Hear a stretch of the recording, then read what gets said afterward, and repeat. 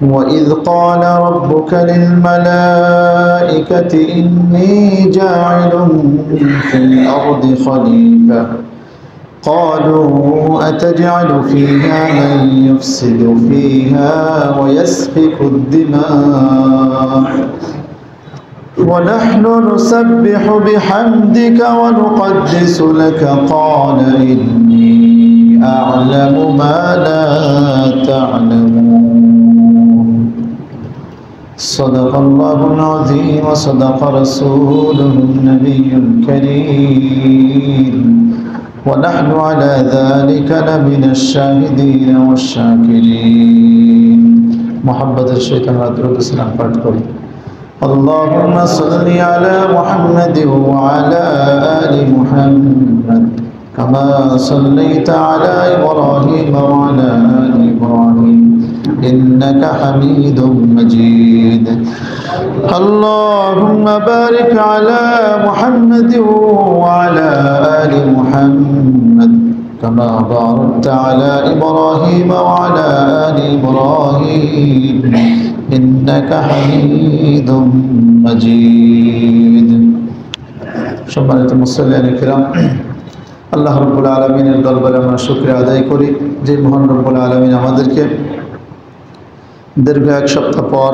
আবারও সাপ্তাহিক ধারাবাহিক তাফসীরুল কোরআন মজলিসে আসার এবং বসার তৌফিক দান করেছেন এজন্য আমরা সকলে বলি আলহামদুলিল্লাহ। তাফসীরুল কোরআন এই মজলিস এটা কোরআন জানার একটা মজলিস, কোরআন মানার মজলিস।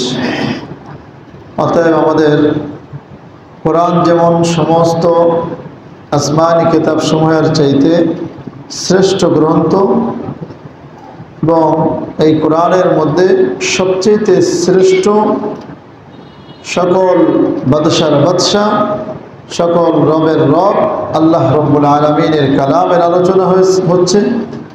অতএব এই আলোচনা আমরা মনোযোগ সহকারে সেই কালামের সম্মান, আজমত, মোহাব্বত রেখে আমরা শুনবো ইনশাআল্লাহ।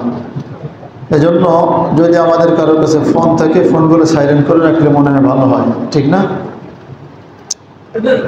যাই হোক, আমরা মনোযোগ সহকারে শুনবো। আমাদের ধারাবাহিক আলোচনার ক্ষেত্রে সূরা বাকারার 29 নং আয়াত পর্যন্ত আলোচনা শেষ হয়েছিল। আজকে ইনশাআল্লাহ 30 নম্বর আয়াত থেকে শুরু হবে। আল্লাহ তাআলা 30 নম্বর আয়াতে বলেন, ওয়াইদ ক্বালা রাব্বুকা লিল মালাইকাতি ইন্নী জাইলুন ফিল আরদি খলিফা। আল্লাহ বলেন, স্মরণ করুন ওই সময়ের কথা।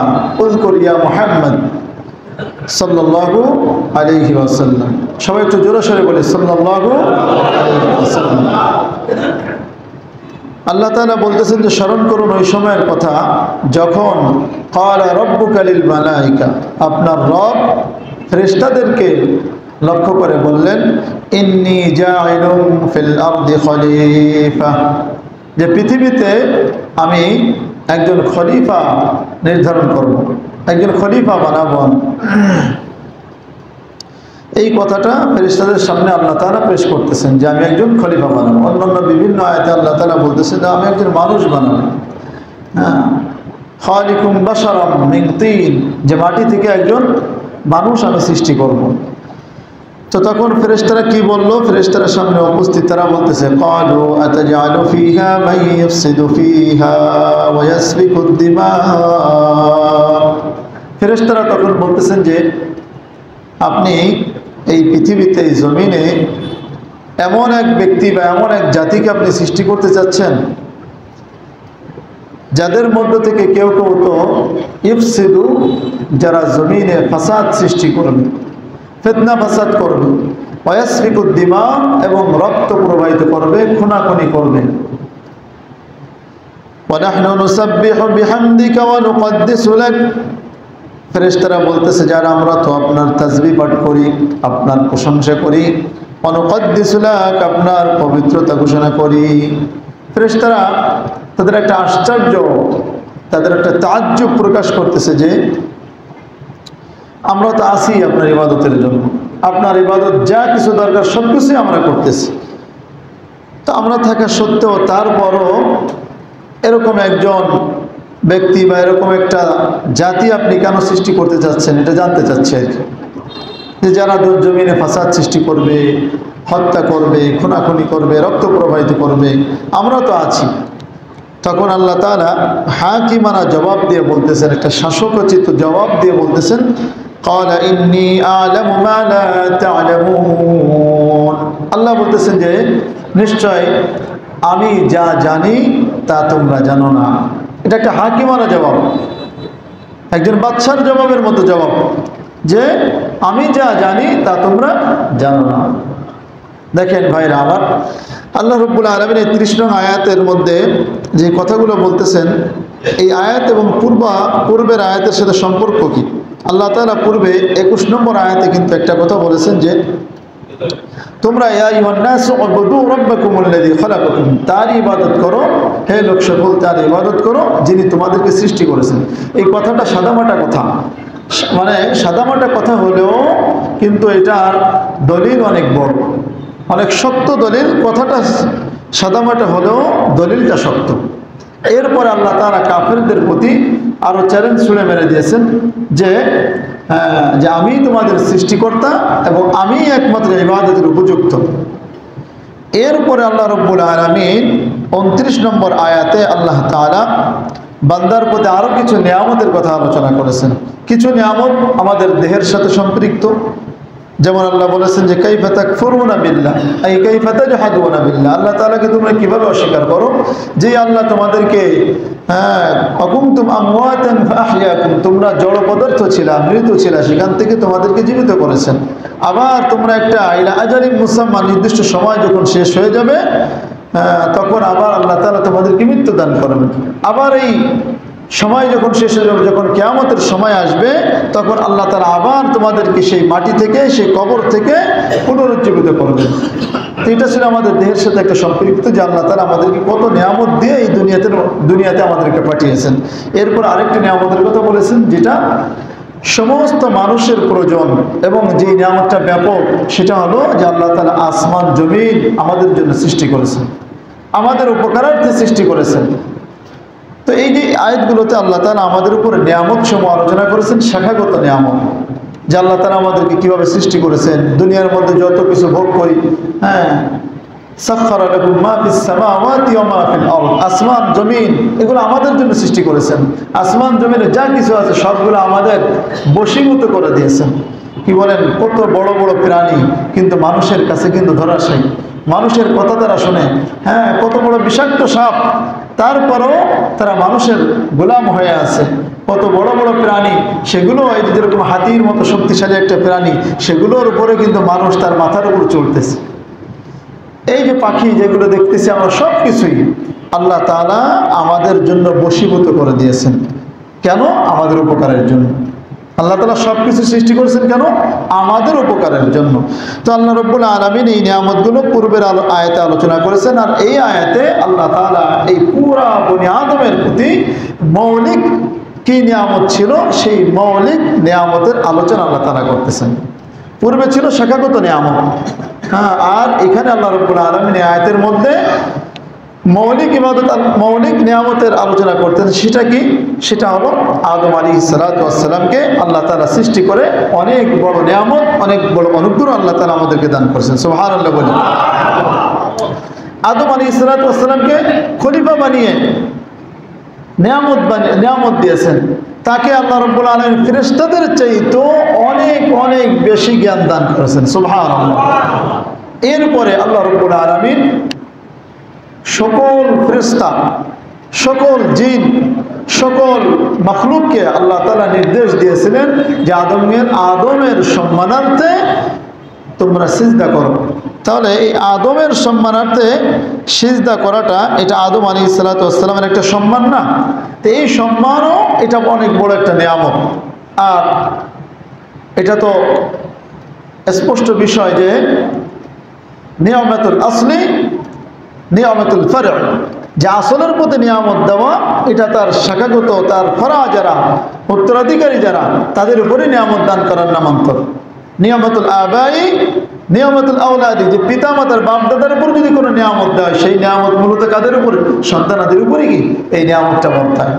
আমার বাবাকে যদি কোনো জায়গায় পুরস্কৃত করা হয় তাহলে আমার খুশি লাগে না? তাহলে বাবার নিয়ামত প্রাপ্তি হওয়া মানে আমারও নিয়ামত প্রাপ্তি হওয়া। তাই আল্লাহ রাব্বুল আলামিন আদম আলাইহিস সালামকে বিভিন্ন নিয়ামত দেওয়ার মাধ্যমে, সম্মান দেওয়ার মাধ্যমে, খলিফা বানানোর মাধ্যমে মূলত আল্লাহ তাআলা গোটা বনি আদমের প্রতি অনেক বড় একটি নিয়ামত দান করেছেন। সুবহানাল্লাহ। ভাইরা আমার, এখানে আমরা তরজমা শুনলাম, আল্লাহ রাব্বুল আলামিন ফেরেশতাদেরকে সামনে রেখে বলতেছেন যে আমি খলিফা বানাতে চাই। কি বানাতে চাই? খলিফা। খলিফা বানানো হয় কেন? কয়েকটি কারণ। এক নম্বর হলো যে অনুপস্থিত থাকার কারণ। এক নম্বর কি ভাই? খলিফা মানে হলো প্রতিনিধি। খলিফা মানে কি? প্রতিনিধি, স্থলাভিষিক্ত, অর্থাৎ একজনের পরিবর্তে আরেকজন। তাহলে এক নম্বর কারণ হয় খলিফা বানানোর প্রয়োজন হয় অনুপস্থিত থাকার কারণ। দুই নম্বর কারণ হয় মারা যাওয়ার কারণ। তিন নম্বর কারণ হয় যে সে কাজে বয়স আছে, জীবিত আছে কিন্তু অক্ষম হয়ে গেছে, কাজ করতে অক্ষম, এখন তার পক্ষ থেকে একজন খলিফার প্রয়োজন হয়। চার নম্বর আরেকটি কারণ বলা হয়, সেটা হলো তাশরীফুন লিল মুস্তাখলিফ, অর্থাৎ খলিফা এই প্রতিনিধিকে খুশি করার জন্য, তার সম্মান করার জন্য। তো প্রথম তিনটা তো আল্লাহ তাআলার কোনো প্রয়োজন হয় না। কি বলেন? আল্লাহ তাআলা কি অনুপস্থিত? আল্লাহ তাআলা সবসময় আছেন, তিনি অনুপস্থিত নন। আল্লাহ তাআলা মারাও যান না। আল্লাহু লা ইলাহা ইল্লা হুয়াল হাইয়ুল কাইয়্যুম, তিনি চিরঞ্জীব, চিরস্থায়ী। তাহলে আল্লাহ তাআলা সব জায়গায় আছেন, তিনি উপস্থিত আছেন, তিনি চিরস্থায়ী, তিনি চিরঞ্জীব, তিনি কখনোই মরবেন না। আর আরেকটা হলো তিনি যে খলিফা বানানো হয় অক্ষমতার কারণে। আল্লাহ তাআলা কি অক্ষম? না, আল্লাহ তাআলা সক্ষম সব কিছুর প্রতি। তাহলে এই তিনটা তো কোনো প্রয়োজন হয় না। তাহলে খলিফা কেন বানাবেন আল্লাহ তাআলা? কি কারণে বানাবেন? তাহলে বোঝা গেল যে আল্লাহ তাআলা যে খলিফা বানাবেন, এই খলিফা আল্লাহ তাআলার কোনো প্রয়োজনের জন্য বানাবেন না। আল্লাহ অক্ষম হয়ে গেছেন এই জন্য খলিফা বানানোর বিষয়টা এমন নয়, বরং এটা বান্দার প্রয়োজনে আল্লাহ তাআলা খলিফা বানাতে যাচ্ছেন। কাদের প্রয়োজনে ভাই? একটু জোরে বলি, কাদের প্রয়োজনে? বান্দার প্রয়োজনে, বান্দার উপকারার্থে আল্লাহ তাআলা এই খলিফা বানাবেন। সেটা কিভাবে? সেটা হলো যে আল্লাহ তাআলার যে ইলম, আল্লাহ রাব্বুল আলামিন খলিফা বানাবেন আদম নবীকে কেন? তার যত তাফসীর সফাতুত তাফাসিরের মধ্যে আছে যে লিতানফিদি আহকামিহি, যে আল্লাহ তাআলার সকল বিধিবিধান এই দুনিয়ার মধ্যে নিজেও মানবে আর অন্য সকল মানুষকেও মানাবে, সকল মানুষের মধ্যে বাস্তবায়ন করবে। এই জন্য আল্লাহ তাআলা খলিফা বানাবেন। তো কথা হলো যে বান্দার উপকারিতা কিভাবে? সেটা হলো এভাবে যে আল্লাহ তাআলার যে হুকুম, আহকাম, বিধান, যে ইলম, এটা গ্রহণ করার শক্তি সাধারণ বান্দার মধ্যে নাই। লা তাকাতা লিল ইবাদ যে আইয়াখুযাল ইলমা মিনাল্লাহ, যে আল্লাহ তাআলার পক্ষ থেকে ইলম গ্রহণ করার শক্তি এটা সাধারণ বান্দার জন্য এই শক্তি নাই। সেই জন্য আল্লাহ রাব্বুল আলামিন যত নবী রাসূল পাঠিয়েছেন, সকল নবী রাসূলগণই তারা এই খলিফা হিসেবে এসেছেন আল্লাহ তাআলার বিধানগুলো মানুষের মধ্যে বাস্তবায়ন করার জন্য। একটা মাধ্যম হিসেবে আল্লাহ তাআলা খলিফা বানাবেন, বান্দার কাছে আল্লাহর ইলম পৌঁছে দেওয়ার মাধ্যম হিসেবে এই খলিফা বানানো হবে আমাদের উপকারার্থে। এটা কেমন? একটু খারেজি মিসাল দিলে আমরা বুঝবো। সেটা হলো, আমরা রুটি বানাই না? রুটি যখন বেলা হয়ে যায়, এটা বানানোর পরে সরাসরি আগুনের মধ্যে যদি আপনি দিয়ে দেন, তাহলে এই রুটিকে আর খাওয়া যাবে না? আগুনে ভস্ম হয়ে যাবে, আগুনে পুড়ে নষ্ট হয়ে যাবে না? একটু কথা বলেন, বোঝার জন্য বলতেছি, এই ধরনের মিসাল দিলে বুঝে আসে তাড়াতাড়ি। তো সরাসরি আগুনের মধ্যে দিলে সেটা নষ্ট হয়ে যাবে। কিন্তু এই জন্য ওই রুটিটা উপযুক্ত করার জন্য কি করা হয়? তাওয়ার ব্যবস্থা করা হয়, একটা কড়াইয়ের ব্যবস্থা করা হয়, তখন এই কড়াইয়ের মাধ্যমে রুটিটা খাওয়ার উপযুক্ত হয়। ঠিক তেমনিভাবে আল্লাহ রাব্বুল আলামিনের কাছ থেকে বান্দা আল্লাহর ইলম, হুকুম, আহকাম, বিধান গ্রহণ করতে গেলে তারা গ্রহণ করতে পারবে না, সেই শক্তি আল্লাহ তাআলা দেন নাই। সেই জন্য নবী রাসূলগণকে আল্লাহ তাআলা সেই মাধ্যম হিসেবে দুনিয়াতে প্রেরণ করেছেন। এটা বান্দার উপকারের জন্য, আমাদের উপকারের জন্য আল্লাহ তাআলা খলিফা বানাবেন। তাহলে আমাদের কাছে স্পষ্ট হলো যে আল্লাহ তাআলা খলিফা বানাবেন কেন? এটা আল্লাহর উপকারার্থে না বান্দার উপকারার্থে? ভাই, বান্দার উপকারার্থে। এখন কথা হলো যে আল্লাহ রাব্বুল আলামিন ফেরেশতাদের সামনে এই কথাটা পেশ করলেন, তো এটা তো মনে হচ্ছে কেমন যেন পরামর্শ চাইতেছেন, ঠিক না? এটা পরামর্শ চাওয়ার মতো অবস্থা। তখন ফেরেশতারাও একটা মতামত পেশ করলেন। তো উভয় পক্ষের কথার মাধ্যমে বোঝা যায় একটা পরামর্শ করা হচ্ছে। কি কিন্তু আসলে কি আল্লাহ তাআলার জন্য কোনো কাজে পরামর্শের দরকার আছে কি বলেন? কোনো কাজে পরামর্শের দরকার নাই। কারণ পরামর্শ করা হয় এরকম কয়েকটি কারণে। যেমন যেই বিষয়ে পরামর্শ করা হবে ওই বিষয়ে ওই ব্যক্তির সমস্ত দিক জানা থাকে না। একটা বিষয় সমস্যার সামনে আসলো, তখন ওই বিষয়ে আপনি একা একা সিদ্ধান্ত নিতে পারছেন না। কেন? পরামর্শ কেন প্রয়োজন হচ্ছে? কারণ ওই বিষয়ের সকল দিক আপনার জানা নেই। 2 নম্বর আরেকটি বিষয় হলো যে যিনি পরামর্শ চাইবেন তার সমান অধিকার সম্পন্ন, তার সমকক্ষ আরও অনেকে থাকার কারণ, যেমন সংসদের যেমন বিষয়টা, যে সমপরিমাণ সম অধিকার সম্পন্ন ব্যক্তিরা থাকে, যার কারণে সবার মতামত নিয়ে একটা সিদ্ধান্ত নেওয়া হয়। কিন্তু একটু নজর দিয়ে দেখি যে এই দুইটার কি আল্লাহ তাআলার কোনো প্রয়োজন আছে? এই দুনিয়ার মধ্যে কি আল্লাহ তাআলার সমকক্ষ কেউ আছে? আল্লাহই তো বলে দিয়েছেন ওয়ালাম ইয়াকুল লাহু কুফুয়ান আহাদ, আল্লাহর সমকক্ষ কেউ নাই। আবার আল্লাহ তাআলা কোনো একটা বিষয়ের সমস্ত দিক জানা নাই, বিষয়টি কেমন? সমস্ত দিক আল্লাহ তাআলার জানা আছে। তাহলে আল্লাহ তাআলার সমস্ত দিকও জানা আছে। আবার কোনো ব্যক্তির কাছে জবাবদিহিও করা লাগবে না যে তার সমকক্ষ কেউ আছে। নিজে নিজে একা একা সিদ্ধান্ত নিলে অন্য একজন মনক্ষুণ্ণ হবে বা সে সমস্যা করতে পারে, এরকম কোনো অবস্থা নাই। কারণ দুনিয়ার কোনো মানুষের জন্য বা কোনো মাখলুকের জন্য আল্লাহ তাআলার কোনো কাজের ব্যাপারে প্রশ্ন করার কোনো সুযোগ নাই। সূরা আম্বিয়ার মধ্যে আল্লাহ রাব্বুল আলামিন বলেন, লা ইউসআলু আম্মা ইয়াফআলু ওয়া হুম ইউসআলুন। আল্লাহ তাআলা বলেন যে আল্লাহ রাব্বুল আলামিন যেই কাজ করেন সেই কাজের মধ্যে দুনিয়ার কোনো মাখলুক আল্লাহ তাআলার এই কাজের ব্যাপারে কোনো প্রশ্ন করার সুযোগ পাবে না। আল্লাহু আকবার বলি। ওয়াহুম ইয়াসালুন, বরং দুনিয়ার মধ্যে যত মাখলুক রয়েছে সমস্ত মাখলুক তার কৃতকর্মের জন্য আমার আল্লাহ রাব্বুল আলামিনের সামনে হিসাব দিতে হবে। আল্লাহ তাআলার কাছে প্রশ্নের সম্মুখীন হতে হবে। আরেকবার বলি আল্লাহু আকবার। তাহলে আল্লাহ রাব্বুল আলামিন তার কোনো কাজে কোনো প্রশ্ন করার কোনো সুযোগ কোনো বান্দার নাই। কিন্তু প্রত্যেকটা বান্দা প্রত্যেকটা মাখলুক তার কাজের হিসাব আল্লাহ তাআলার কাছে দিতে হবে।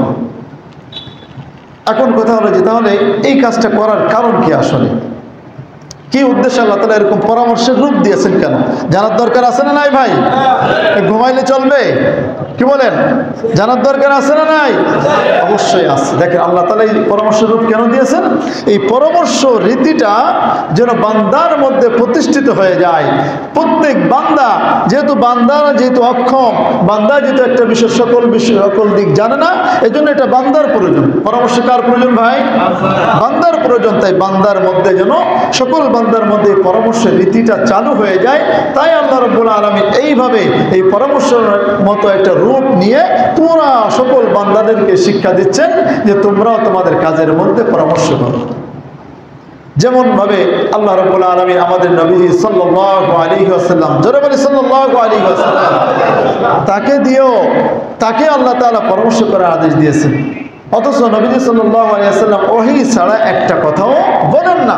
আল্লাহ তাআলার পক্ষ থেকে একটা কথা আসবে, একটা কথা বলবেন, এরকম তার অবস্থা ছিল। তাহলে তার কি কোনো পরামর্শের দরকার ছিল? কিন্তু তার উপর আল্লাহ তাআলা বলেন ওয়াশাবিরহুম ফিল আমর, সূরা আলে ইমরান 159 নম্বর আয়াতে আল্লাহ বলতেছেন যে আপনি সমস্ত বিষয়ে আপনি তাদের সঙ্গে পরামর্শ করেন। বলেন আল্লাহু আকবার। এটার কারণ হলো যে নবীজির মাধ্যমেও, নবীজি সাল্লাল্লাহু আলাইহি ওয়াসাল্লামের মাধ্যমেও এই পরামর্শ নীতিটা যেন তার উম্মতের মধ্যে এটা প্রতিষ্ঠিত হয়ে যায়, এজন্য আল্লাহ তাআলা নবীকে পরামর্শ করার আদেশ দিয়েছেন। আর এই আয়াতে পরামর্শের রূপ দিয়েছেন যেন সকল বান্দার মধ্যে পরামর্শ নীতিটা প্রবেশ করে। ভাইরা আমার, এরপরে আমরা জানবো ফেরেশতারা এখানে মতামত দিয়েছেন। কি মতামত দিয়েছে মনে আছে তো?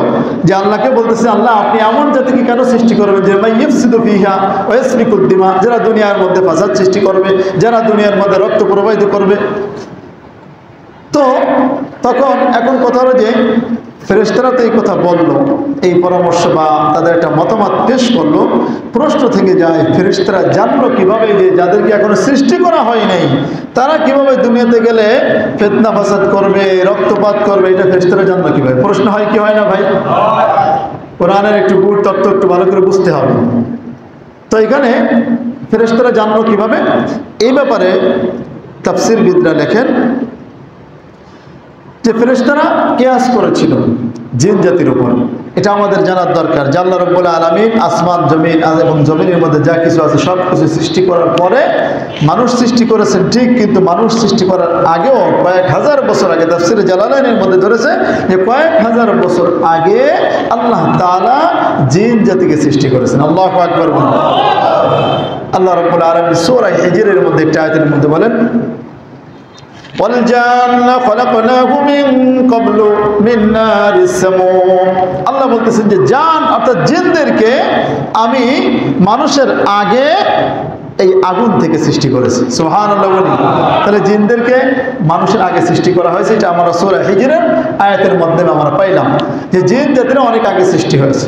জান বলা হয়েছে, এখানে জান বলা হয় যেমন মানুষের মধ্যে সর্বপ্রথম সৃষ্টি কে ভাই? সর্বপ্রথম সৃষ্টি কে? আদম আলাইহিস সালাম। ঠিক তেমনি ভাবে জিনদের মধ্যে সর্বপ্রথম সৃষ্টি যে, তার নাম হলো জান। ওয়াখালাকাল জান্না মিন মারিজিম মিন নার। সূরা রহমানের মধ্যে আল্লাহ তাআলা এই জান শব্দ ব্যবহার করেছেন যে জিন জাতিকে আল্লাহ তাআলা এরকম আগুনের মধ্য থেকে আপনার লোহ হাওয়া যুক্ত একটা আগুন থেকে, আগুনের ধোঁয়া থেকে আল্লাহ রাব্বুল আলামিন এই জিন জাতিকে সৃষ্টি করেছেন। তো এই জিন জাতিকে আল্লাহ রাব্বুল আলামিন মানুষের আগে সৃষ্টি করেছেন। তো তাদের মধ্যে সর্বপ্রথম ছিল যার নাম হলো জান। তবে কোন কোন মুফাসসির তিনি লেখেন যে সর্বপ্রথম যে ছিল সে হলো ইবলিস। সে ছিল কি? ইবলিস। ইবলিসের আলোচনা সামনে যখন আসবে তখন বিস্তারিত আলোচনা হবে। তো এখানে কথা ছিল যে ফেরেশতারা জানলো কিভাবে? জানছে এভাবে যে ওই যখন জিন জাতিদেরকে সৃষ্টি করা হলো, জিন জাতিদের মধ্যে একটা জিনিস মনে রাখবেন, জিনদের মধ্যে শার গালেব আর মানুষের মধ্যে খায়ের গালেব। এর কথা হলো যে জিন তাদের মধ্যে খারাপই বেশি। ওদের মধ্যে যদি 100টা গুণ থাকে তার মধ্যে 90টা হলো বদ খাসলা আর 10টা হলো ভালো গুণ। আর মানুষের মধ্যে যদি 100টা গুণ থাকে তার মধ্যে 90টাই ভালো, 10টাই হলো খারাপ। আমরা আশা করি বুঝতে পেরেছি যে জিনদের মধ্যে অনিষ্ট বেশি আর মানুষের মধ্যে কল্যাণ বেশি। এই জন্য দেখবেন যে কিছুদিন পর পর অনেক শোনা যায় না যে অমুককে জিনে ধরেছে, অমুকের ঘরে জিন আছে। এই জিনদের কাজই দুষ্টামি করা, শয়তানি করা, এদের মধ্যে শয়তানি বেশি। তো যাও এই জন্য ওই জিনরা তখন এই দুনিয়ার মধ্যে তারা এই আসমান জমিনের সব জায়গায় তারা শুধু ফিতনা ফাসাদ করতো, শুধু শয়তানি করতো, সব জায়গায় শুধু শয়তানি করতো। আল্লাহ তাআলা হুকুম দিলেন ফেরেশতাদেরকে, এদেরকে অনেককে আল্লাহ তাআলা ফেরেশতাদের মধ্যে মেরেই ফেললেন। আর কিছু যারা ছিল তারা বন জঙ্গলে পাহাড়ে পর্বতে এদিকে এদেরকে আল্লাহ তাআলা এই ফেরেশতাদের মাধ্যমে বিতাড়িত করে দিলেন। এদেরকে এরকম বিভিন্ন বন জঙ্গলে পাঠিয়ে দিলেন। তার মধ্যে একজন বাকি ছিল, নাম কি? ইবলিস। ইবলিসের আসল নাম ছিল আযাজিল। নাম কি? আযাজিল। আল্লাহর কথা না মেনে সে ইবলিস শয়তান হয়ে গেল। তো যাও এই ইবলিস তখন কি করলো? তখন সে আল্লাহর সামনে তার ইবাদত প্রকাশ করলো, আল্লাহর আনুগত্য প্রকাশ করলো। আল্লাহর আনুগত্য প্রকাশ করার মাধ্যমে ভালো সাজলো। ওই শাস্তি থেকে বাঁচার জন্য সকলকে বিতাড়িত করে দিচ্ছে অথবা মেরে ফেলতেছে, তো বাঁচার জন্য আল্লাহর ইবাদত এমনভাবে করলো যে ফেরেশতাদের সঙ্গে ফেরেশতাদের মাঝে সে নিজের একটা আস্থাবান হয়ে গেল। তখন ফেরেশতারা সুপারিশ করলো যে আল্লাহ এ ভালো আছে, একে আর মাইরেন না, একে আর বিতাড়িত করার দরকার নেই। তাদের সুপারিশের কারণে এই ইবলিস বেঁচে গেল। তো ইবলিস কি করলো? অনেক ইবাদত করলো। আমরা জানি না যে ইবলিস অনেক ইবাদত করেছে, তার সিজদা দিতে কোনো জায়গায় বাকি নেই। আসলে তো কথাটা সত্য যে সে অনেক ইবাদত করেছে, কিন্তু কথা হলো তার ইবাদত করলেও তার মনের মধ্যে একটা আশা আকাঙ্ক্ষা ছিল যে আমি যেহেতু জিনদের মধ্যে ভালো ইবাদত গুজার, তা আমি হব খলিফা, আমি হব দুনিয়ার মধ্যে প্রতিনিধি। কিন্তু যখন আল্লাহ তাআলা আদম আলাইহিস সালামকে সৃষ্টি করলেন তখন সে নিরাশ হয়ে গেল যে বানাবেন আদমকে খলিফা, তাহলে আমি তো আর খলিফা হতে পারলাম না।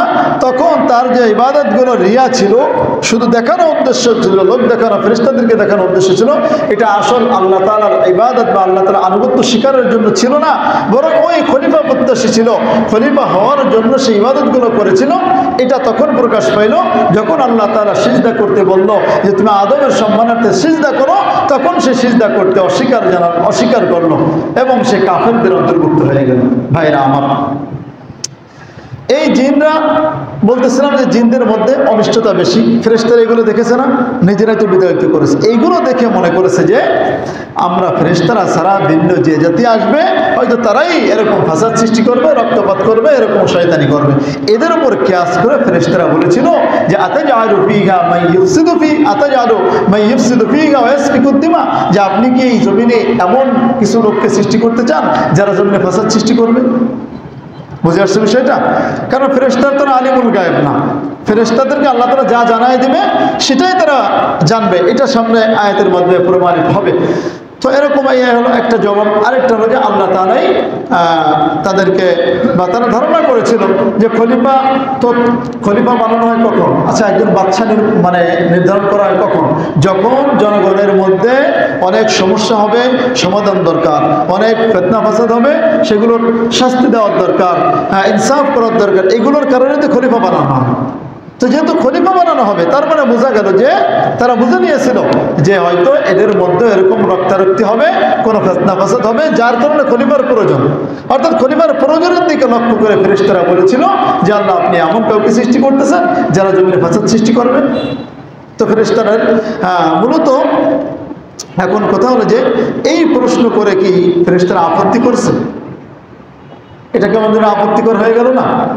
যে আল্লাহর কাছে কেমন যেন পরামর্শ দিচ্ছে, আল্লাহ আপনি এদেরকে সৃষ্টি করবেন, আমরাই তো উপযুক্ত, আমরাই তো ভালো আছি আপনার ইবাদতের জন্য, তাদেরকে কেন সৃষ্টি করবেন? হ্যাঁ, এটা আসলে মূলত এখানে ফেরেশতারা আপত্তি করে নাই। এমনকি তাফসীরের মধ্যে এসেছে যে তারা ওয়ালা হাসাদা ফীহি আলা বনি আদম, যে বনি আদমের প্রতি তাদের প্রতি হিংসাও ছিল না, আর লা ইতরাজা ফীহি, যে এর মধ্যে আল্লাহ তাআলার প্রতি কোনো আপত্তিও ছিল না, আপত্তিও নাই, বনি আদমের প্রতি কোনো হিংসাও নাই। তাহলে কেন এটা তারা এরকম করলো, জানতে চাইলো? এই জানতে চাওয়ার উদ্দেশ্য হলো তারা রহস্যটা জানতে চেয়েছে যে ঠিক আছে আপনি খলিফা বানান, অসুবিধা নাই, কিন্তু আমরা শুধু জানতে চাই যে আমরা তো আছি ইবাদতের জন্য, তা আসলে রহস্যটা কি, রহস্যটা শুধু জানতে চাই। শুধু জানতে চাওয়ার জন্য ইস্তিআলামিহি, যে শুধুমাত্র এই রহস্যটা জানার জন্য ফেরেশতারা প্রশ্ন করেছিল যে এমন কাউকে আপনি সৃষ্টি করবেন যারা ফিতনা ফাসাদ করবে। তো ভাইরা আমার, ফেরেশতারা তো কখনোই আল্লাহ তাআলার প্রতি আপত্তি করতে পারেন না, কারণ তারা সর্বদা অনুগত, সর্বদা আল্লাহ তাআলার কথা তারা মানতে থাকেন। তো ফেরেশতারা বলতেছে যে আমরা তো আপনার তাসবিহ পাঠ করি, আপনার প্রশংসা করি, আপনার পবিত্রতা ঘোষণা করি। তো ফেরেশতারা আসলে মূলত রহস্য জানতে চায়, যে আল্লাহর রহস্যটা শুধু জানতে চাই। এটা কেমন যেন, আর আল্লাহ তাআলাও যে পেশ করলেন সেটা কেমন যেন উদাহরণ দিয়ে বুঝবেন যে একজন বাদশাহ, রাষ্ট্রপ্রধান, সে কি করলো যে নতুন একটা প্রকল্পের জন্য নতুন কিছু আমলাদের দায়িত্ব দিলেন, এবং সেই কাদেরকে কোন কোন আমলাদের দায়িত্ব দিলেন, এই দায়িত্বগুলো পুরাতন আমলাদের সামনে শুধুমাত্র পেশ করলেন। আর ওই পুরাতন আমলারা কেমন যেন বলতেছে যে কোনোভাবে জানতে পেরেছে তাদের মধ্যে কোনো সমস্যা থাকতে পারে, আল্লাহ বা বাচ্চা তাদের মধ্যে এই সমস্যা থাকতে পারে, তাদেরকে কেন বানাচ্ছেন, শুধু রহস্যটা জানতে চাই। এর মানে কি এই যে বাচ্চার কাজের মধ্যে তারা হস্তক্ষেপ করতেছে? তারা হস্তক্ষেপ করতেছে না, শুধুমাত্র রহস্যটা জানার জন্য। ঠিক তেমনিভাবে ফেরেশতারাও আল্লাহ তাআলার এই কথা, এই খলিফা বানানোর রহস্যটা জানার জন্য প্রশ্ন করেছিলেন।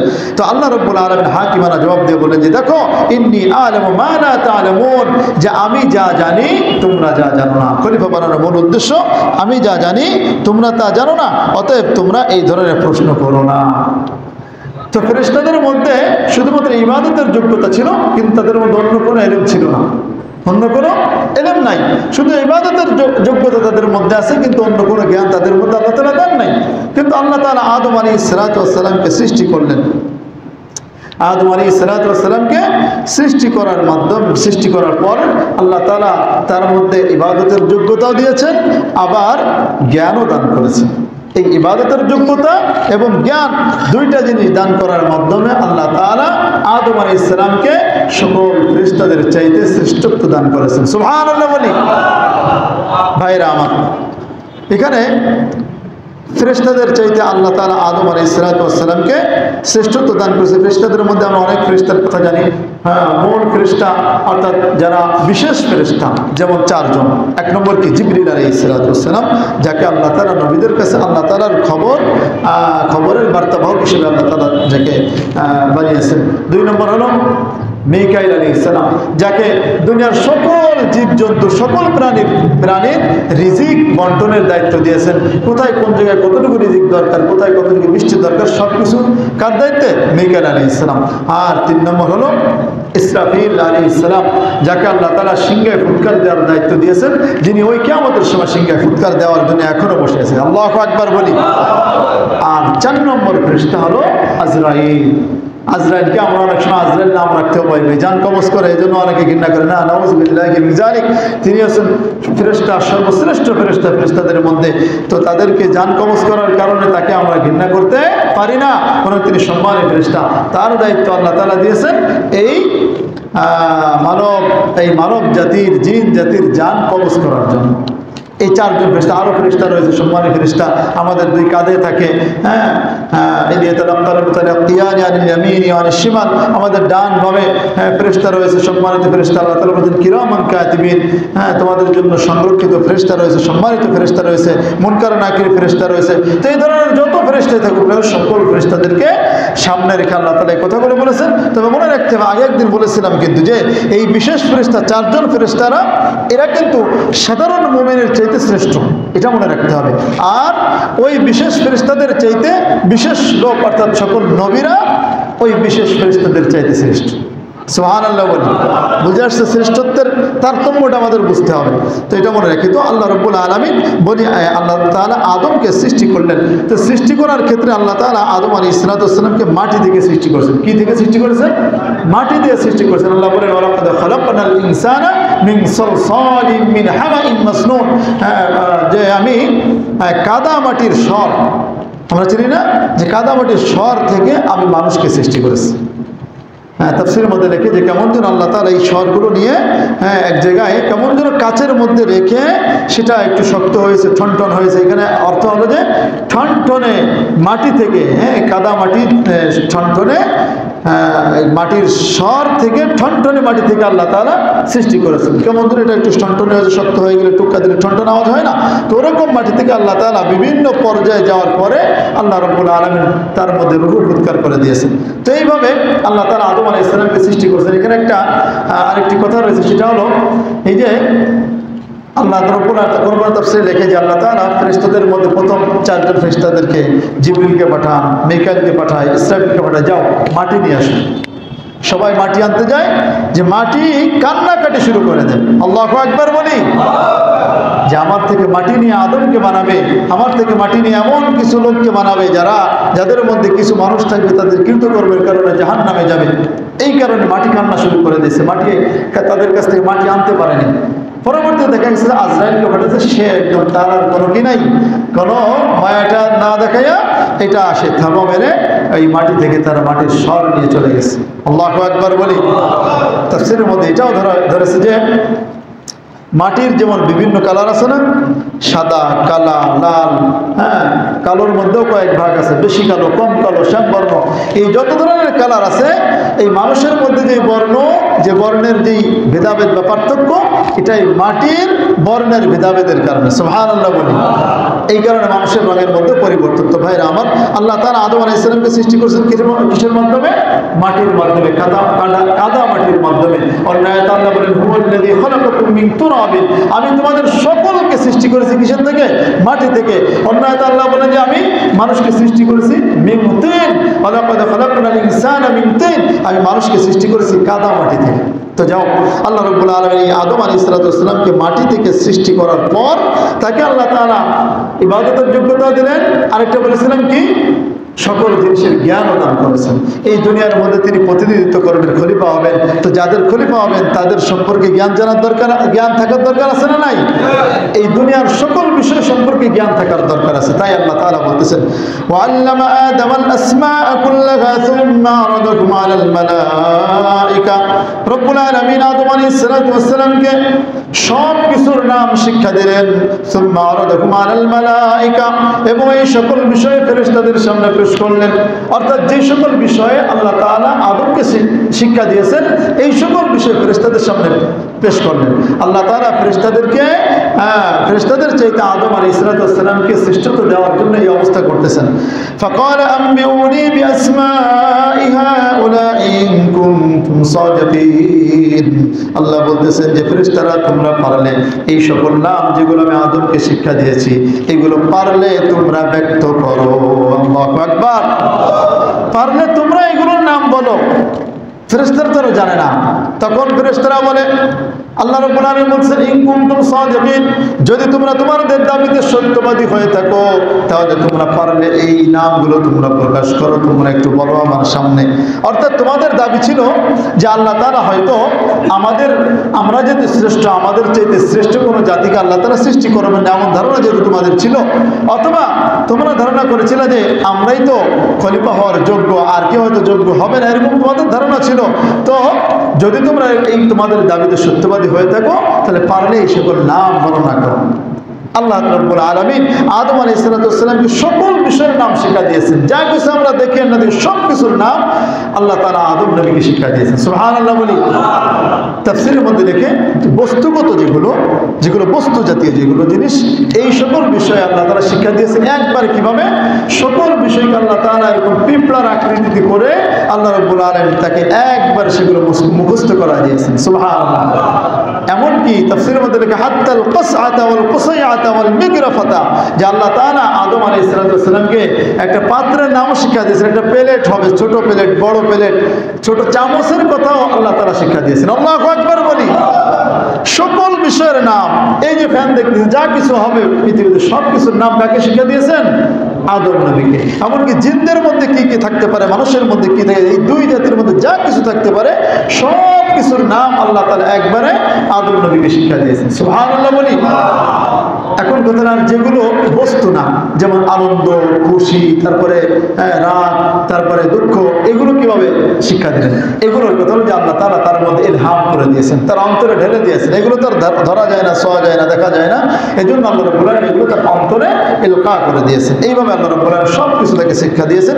এমনকি তাফসীরের মধ্যে লিখেছে কিভাবে বায়ু ছাড়তে হবে সেটাও আল্লাহ তাআলা শিক্ষা দিয়েছেন। সুবহানাল্লাহ। সব কিছু, এভরিথিং, যা কিছু দরকার সব কিছু আল্লাহ তাআলা শিক্ষা দিয়েছেন। এরপরে ফেরেশতাদের সামনে কি করা হয়েছিল? পেশ করা হয়েছিল যে পারলে তোমরা এইগুলো পেশ করো। ফেরেশতারা তখন বলে ক্বালু সুবহানাকা লা ইলমা লানা ইল্লা মা আল্লামতানা ইন্নাকা আনতাল আলিমুল হাকীম। ফেরেশতারা তখন বলে সুবহানাকা আই নুনাজ্জিউকা, যে আমরা আপনার পবিত্রতা ঘোষণা করছি, আমরা আপনার পবিত্রতা ঘোষণা করছি যে আমরা তো কেবলমাত্র তাই বলতে পারি যা আপনি আমাদেরকে জানিয়েছেন। আল্লাহু আকবার। একটু আগে বলেছিলাম যে ফেরেশতারা কিন্তু আলিমুল গায়ব নয়। তা এই আয়াতের মাধ্যমে প্রমাণিত যে ফেরেশতারা বলছেন লা ইলমা লানা, আমাদের তো কোনো জ্ঞান নাই, ইল্লা মা আল্লামতানা, তবে ততটুকু আছে যতটুকু আপনি আমাদেরকে জানিয়েছেন, আমাদেরকে শিক্ষা দিয়েছেন। ইন্নাকা আনতাল আলিমুল হাকীম, আর নিশ্চয় আপনি কেবলমাত্র আপনি আল আলিম, সব কিছু সম্পর্কে আপনি সম্যক অবগত, এবং হাকিম, সব কিছু সম্পর্কে প্রজ্ঞাবান। অর্থাৎ আপনার কোনো কাজ আপনি হিকমত ছাড়া করেন না, কোনো প্রজ্ঞা ছাড়া করেন না। আল্লাহ তাআলা যা কিছু করেন তার মধ্যে কোনো হিকমত অবশ্যই থাকে। তো আল্লাহ রাব্বুল আলামিন ফেরেশতাদের সামনে পেশ করলেন। ফেরেশতারা কিন্তু পারলো না, ফেরেশতারা অক্ষমতা প্রকাশ করলো যে আল্লাহ আমরা জানি না, আপনি যা জানান তাই জানি, আর এটা আমাদেরকে জানান না, আমরা জানি না, আমাদের এটা অক্ষমতা। কিন্তু আল্লাহ রাব্বুল আলামিন আদম আলাইহিস সালামের সামনে পেশ করলেন। ক্বালা ইয়া আদম আনবিউহুম বিআসমাইহিম, আল্লাহ তাআলা বলতেছেন আদম তুমি, তোমাকে যেগুলো শিক্ষা দিয়েছি আমি, এই সকল বিষয় তুমি ফেরেশতাদের সামনে পেশ করো। ফালাম্মা আনবাহুম বিআসমাইহিম, আদম আলাইহিস সালাম সেই সকল বিষয়ের এক একটি নাম ধরে ধরে ফেরেশতাদের সামনে পেশ করে বলেন সুবহানাল্লাহ। সব কিছু পেশ করে দিলেন। এমনকি আল্লাহ তাআলা কোন জিনিস সৃষ্টি করেছেন সেই জিনিসের নাম বলার পরে সেই জিনিস কি কারণে সৃষ্টি করেছেন, কোন উদ্দেশ্যে সৃষ্টি করেছেন, কি রহস্য রয়েছে, সেই রহস্য সহকারে আদম আলাইহিস সালাম ফেরেশতাদের সামনে আল্লাহর সামনে পেশ করলেন। বলেন আল্লাহু আকবার। এইভাবে আদম আলাইহিস সালামকে জ্ঞান দান করার মাধ্যমে ফেরেশতাদের চাইতে শ্রেষ্ঠত্ব দান করলেন। আদম আলাইহিস সালাম যখন এগুলো পেশ করলেন তখন আল্লাহ তাআলা আবার বলতেছেন যে ক্বালা আলাম আকুল লাকুম ইন্নী আ'লামু গায়বাস সামাওয়াতি ওয়াল আরদ, আল্লাহ বলতেছেন যে আলাম আকুল লাকুম, ফেরেশতারা, ও ফেরেশতারা, আমি কি তোমাদেরকে বলি নাই, আমি কি তোমাদেরকে বলি নাই ইন্নী আ'লামু, যে আমি তা জানি, ইন্নী আ'লামু গায়বাস সামাওয়াতি ওয়াল আরদ, আসমান জমিনের মধ্যে যত অদৃশ্যের সংবাদ রয়েছে সব কিছু যিনি জানেন তিনি কে? চিল্লাই বলেন তিনি কে? একমাত্র আল্লাহ রাব্বুল আলামিন সবকিছু জানেন। গায়েবের সংবাদ একমাত্র আল্লাহ তাআলা জানেন। দুনিয়ার অন্য কোন ব্যক্তি, অন্য কোন নবীও পর্যন্ত গায়েবের সংবাদ জানেন না। যদি কোনো ব্যক্তি বলেন যে কোনো নবী গায়েবের সংবাদ জানেন, তাহলে ওই ব্যক্তি কিন্তু কুফরি করে ফেলবে, ওই ব্যক্তির এই কথার মধ্যে শিরিক হয়ে যাবে। এজন্য মুসলমান হাজিরিন, আমার নবী সাল্লাল্লাহু আলাইহি ওয়াসাল্লাম তিনিও কিন্তু গায়েব জানেন না, কিন্তু যে সকল আশ্চর্যজনক কথা তিনি প্রকাশ করেছেন, কিছু অদৃশ্যের কিছু সংবাদ যেগুলো তিনি প্রকাশ করেছেন, সেগুলো মূলত আল্লাহ রাব্বুল আলামিন ওহীর মাধ্যমে জানিয়ে দিয়েছেন, জিবরীলের মাধ্যমে জানিয়ে দেওয়ার পর তিনি জানিয়ে দিয়েছেন। এজন্যই তাকেও আলিমুল গায়েব বলা যাবে না। আলিমুল গায়েব বলা হবে যিনি কোনো বিনা ওয়াসিতা, কোনো মাধ্যম ছাড়া কোনো সংবাদ দিতে পারে, সেই ব্যক্তি হবে আলিমুল গায়েব। আর সেই সত্তা একমাত্র কে? আল্লাহ রাব্বুল আলামিন, একমাত্র আল্লাহ রাব্বুল আলামিন। অন্য কোনো ব্যক্তি আলিমুল গায়েব নন। আমার নবী সাল্লাল্লাহু আলাইহি ওয়াসাল্লাম তো অন্য এক আয়াতের মধ্যে বলেন যে কুল লা আলামুল গায়বা, হে নবী আপনি বলেন দেন লা আলামুল গায়বা, আমি কোনো গায়েবের সংবাদ জানি না, আমি কোনো গায়েবের সংবাদ আমি জানি না। গায়েবের সংবাদ যিনি জানেন তিনি হলেন একমাত্র আল্লাহ তাআলা। যদি গায়েবের সংবাদ জানতাম তাহলে তো কোনো জায়গায় কোনো যুদ্ধে গিয়ে, অনেক সময় নবী সাল্লাল্লাহু আলাইহি ওয়াসাল্লাম তিনি ব্যথা পেয়েছেন না, উহুদের যুদ্ধে তার মাথায় কড়া ঢুকে গিয়েছে না, তায়েফের ময়দানে গিয়ে তিনি পাথর নিক্ষিপ্ত হয়েছেন না। তো এইগুলো যদি তিনি জানতেন যে আমার বিপদ হবে, হ্যাঁ, তাহলে তো তিনি এইগুলো থেকে বাঁচতে পারতেন, এগুলো একটা প্রতিকার, একটা ব্যবস্থা তিনি নিতে পারতেন। নবী সাল্লাল্লাহু আলাইহি ওয়াসাল্লাম বলে আমি গায়েব জানি না। ভাইরা আমার, এই জন্য আকীদা আমাদের এই বিশ্বাস রাখতে হবে যে নবী সাল্লাল্লাহু আলাইহি ওয়াসাল্লামও গায়েব জানেন না, আল্লাহ তাআলা যা জানান তাই তিনি জানেন, অন্য কিছু নয়। তো আল্লাহ রাব্বুল আলামিন বলছেন ক্বালা আলাম আকুল লাকুম, যে আমি কি তোমাদেরকে বলি নাই যে আমি আসমান জমিনের গায়েবের সংবাদ জানি, ওয়া আ'লামু মা তুবদুনা ওয়া মা কুনতুম তাকতুমুন, আর আমি ওই সকল বিষয়ে জানি যা তোমরা প্রকাশ করো, এবং ওই সকল বিষয়ে জানি যা তোমরা প্রকাশ করো না। এখানে তাফসীরের মধ্যে দেখে যে ফেরেশতাদেরকে উদ্দেশ্য করে বলতেছে যেহেতু আ'লামু মা তুবদুন, অর্থাৎ তোমরা যা প্রকাশ করেছো। ইতিপূর্বে ফেরেশতারা প্রকাশ করলো না যে আপনি কি এমন জাতিকে সৃষ্টি করবেন যারা দুনিয়ার মধ্যে ফাসাদ সৃষ্টি করবে, রক্তপাত করবে, এই কথা ফেরেশতারা প্রকাশ করেছে আয়াতের মধ্যে আমরা পাইলাম। কিন্তু আরেকটা যেটা প্রকাশ করেনি সেটা হলো যে আমরা হলাম খলিফার উপযুক্ত, আমাদের চাইতে শ্রেষ্ঠ আর কাউকে আল্লাহ তাআলা বানাবেন না, এই কথাটা তোমরা প্রকাশ করোনি, কিন্তু সেটাও আমি আল্লাহ জানি। আল্লাহু আকবার বলেন। ভাইরা আমার, আল্লাহ রাব্বুল আলামিন এইভাবে ফেরেশতাদের সামনে আমাদের আদি পিতা হযরত আদম আলাইহিস সালাতু ওয়াস সালামের এই বিষয়টাকে, তার এই শ্রেষ্ঠত্ব এটা প্রমাণ করে দিয়েছেন আল্লাহ রাব্বুল আলামিন। তখন ফেরেশতাদেরকে, ফেরেশতা এবং জিন যা ছিল সকল মাখলুককে উদ্দেশ্য করে আল্লাহ তাআলা তাদের সামনে আমাদের নবী, আমাদের আদি পিতা হযরত আদম আলাইহিস সালামকে সৃষ্টি করার পর তাকে শ্রেষ্ঠত্ব দান করলেন। প্রথম শ্রেষ্ঠত্ব দান করলেন হলো এই খলিফার মাধ্যমে। কিসের মাধ্যমে ভাই? খলিফা বানানোর মাধ্যমে প্রথম শ্রেষ্ঠত্ব দান করলেন। আর দ্বিতীয় শ্রেষ্ঠত্ব দান করেছেন হলো সকল জিন ইনসানকে, সকল জিন এবং ফেরেশতাদেরকে আমার আদি পিতা হযরত আদম আলাইহিস সালামের তাজিমে, তার সম্মানার্থে সিজদার অবনত করার মাধ্যমে। বলেন সুবহানাল্লাহ। এই দ্বিতীয় নিয়ামত বা দ্বিতীয় শ্রেষ্ঠত্ব, মানে দ্বিতীয় নিয়ামতের মাধ্যমে, যেটার মাধ্যমে আল্লাহ তাআলা শ্রেষ্ঠত্ব প্রকাশ করেছেন, সেটা হলো সিজদা করানোর মাধ্যমে। এটার আলোচনা সামনে হবে ইনশাআল্লাহ। আজকে এতটুকুই থাকবে যে আল্লাহ রাব্বুল আলামিন আমাদের আদি পিতা হযরত আদম আলাইহিস সালামকে সৃষ্টি করেছেন, তার এই সৃষ্টির রহস্য এবং কিভাবে সৃষ্টি করেছেন, এবং এই সৃষ্টি করার পরে আল্লাহ তাআলা কি উদ্দেশ্যে সৃষ্টি করেছেন? খলিফা বানানোর জন্য। এবং আল্লাহ তাআলা আদম আলাইহিস সালামকে সকল ফেরেশতাদের চাইতেও শ্রেষ্ঠত্ব দান করেছেন কিসের মাধ্যমে? দুইটা জিনিসের মাধ্যমে। এক, ইবাদতের যোগ্যতা, আর দুই, ইলম, জ্ঞান দান করার মাধ্যমে। এই জন্য মনে রাখতে হবে ইলমের কিন্তু অনেক দাম, ইলমের অনেক দাম। আল্লাহ তাআলা কোরআনের একটি আয়াতের মধ্যে বলে হাল ইয়াস্তাবিল্লাযীনা ইয়ালামুন ওয়াল্লাযীনা লা ইয়ালামুন, যারা জানে, যাদের মধ্যে কোরআন সুন্নাহর জ্ঞান আছে তারা, আর যারা জানে না তারা কি সমান হতে পারে? আল্লাহ তাআলা ইস্তিফহাম ইনকারি করতেছেন। আল ইস্তিফহামুল ইনকারি, অর্থাৎ যার অর্থ হলো যে মানে অস্বীকৃতি প্রশ্ন। আমরা অনেক সময় বলি না যে আপনাকে যখন প্রশ্ন করা হলো যে তুমি কি এটা করেছো, তখন আমরা না করলে কি বলি? আমি করেছি নাকি, এরকম বলি না। এটা কেন? মানে আমি করি না, এটা বোঝানোর জন্য। তাই আল্লাহ তাআলা বলতেছেন যে যে ইস্তিফহাম ইনকারি করে যারা জানে আর যারা জানে না তারা কি সমান হতে পারে? এই জন্য ভাইরা আমার, এলেমের গুরুত্ব অনেক বেশি। যার মধ্যে কোরআন সুন্নাহর জ্ঞান থাকবে, এলেম থাকবে, তার মর্যাদা আল্লাহ তাআলা অনেক উঁচু, অনেক উঁচু, অনেক উঁচুতে আল্লাহ তাআলা দান করবেন। ইরফাইল্লাহুল্লাযীনা আমানু মিনকুম ওয়াল্লাযীনা উতুল ইলমা দারাজাত। হ্যাঁ, এলেমের মাধ্যমে আল্লাহ রাব্বুল আলামিন বলেন যে সমস্ত মুমিনদেরকে আল্লাহ তাআলা মর্যাদা দিবেন, কিন্তু সকল মুমিনের চাইতে যাদেরকে আল্লাহ তাআলা ইলম দান করবেন তাদের মর্যাদা দারাজাত বহুত বহুত গুণে মর্যাদা দান করবেন। বলেন সুবহানাল্লাহ। তো এর মাধ্যমে আমরা বুঝলাম যে এলেমের গুরুত্ব দিতে হবে। এলেমের গুরুত্ব অনেক বেশি। এজন্য নিজে শিক্ষা করব, আমার সন্তানকে শিক্ষা দিব, এবং যারা এলেম শিক্ষা করেছে তাদেরকে তাদের যথাযথ সম্মান প্রদর্শন করব। তাহলে দেখা যাবে যে এলেমের সম্মানের মাধ্যমেও যে ব্যক্তির মধ্যে এলেম নাই কিন্তু শুধু এলেমের সম্মান করেছে, ওই ব্যক্তিকেও আল্লাহ রাব্বুল আলামিন ওই আলেমদের কাতারে কিয়ামতের দিন দাঁড় করাবেন। সুবহানাল্লাহ। বলি ভাইরা আমার, আজকের আলোচনা এতটুকুই থাকবে। আমরা ইনশাআল্লাহ চেষ্টা করব প্রত্যেক সপ্তাহে একটু আগে আগে আসার জন্য এবং বসার জন্য। এই তাফসীরগুলো কেমন লাগতেছে আপনাদের কাছে ভাই? হ্যাঁ, অনেক সুন্দর আলোচনা না? এই যে আদম আলাইহিস সালামের সৃষ্টির রহস্য আমরা জানতে পারলাম। একটা আয়াতের মধ্যে কতগুলো প্রশ্ন থাকে, এগুলো তো মনে করেন যে আপনি একা একা যদি এগুলো পড়েন তাহলে এই প্রশ্নের উত্তর আপনি উদ্ঘাটন করতে পারবেন না, শুধু তর্জমা দিয়ে উদ্ঘাটন করতে পারবেন না। এক একটা শব্দের অনেক অর্থ থাকে। হ্যাঁ, যেমন আপনি মনে করেন যে কোনো একটা কথা আপনি যখন কোরআনে পাইবেন, তর্জমায় বাংলা তর্জমার মাধ্যমে কোরআনের আসল রহস্য এগুলো বোঝা সম্ভব হয় না। বাংলা তর্জমার মধ্যে বোঝা সম্ভব হয় না, কিন্তু আরবির মাধ্যমে বোঝা যায়। আরবির মধ্যে আল্লাহ তাআলা এমন একটা নিয়ামত দিয়েছেন যে আরবির মধ্যে যে আরবি এটার যে কত গুরুত্ব এবং কত যে রহস্য রয়েছে, একটা শব্দের অনেকগুলো দিক থাকে যেগুলো বাংলাতে নাই। সেই জন্য আমরা এই কোরআন শিক্ষার জন্য অন্যকে দাওয়াত দেওয়ার চেষ্টা করব। আর একা একা যদি আমরা কোরআন পড়তে যাই, পড়ার অসুবিধা নেই, চেষ্টা করবেন, কিন্তু একজন হাক্কানি আলেমের মাথা হাতে থেকে, তার তত্ত্বাবধানে থেকে আপনি শিক্ষা করেন, তাহলে পথভ্রষ্ট হবেন না আশা করা যায়।